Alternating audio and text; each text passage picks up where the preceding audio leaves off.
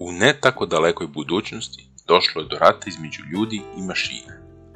Vođa ljudske vrste u borbi protiv njihovih mentalnih neprijatelja je Mile iz Lajkovca.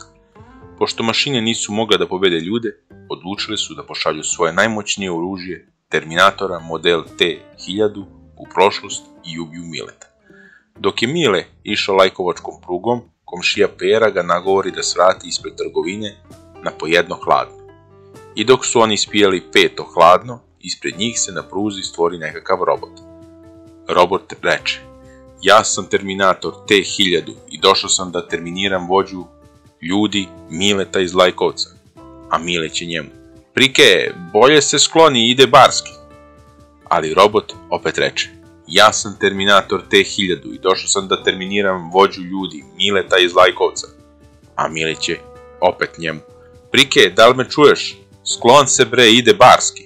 U trenutku kada je Terminator podizao svoje oružje i počeo da nišani Mileta, udari ga voz na relaciji Bar-Beograd. Pita Pera Mileta: "A bre, šta ovaj baljezga?" A Mile odgovara: "Nemam pojma, izgleda da je gluv ili ne zna da promenili red vožnje."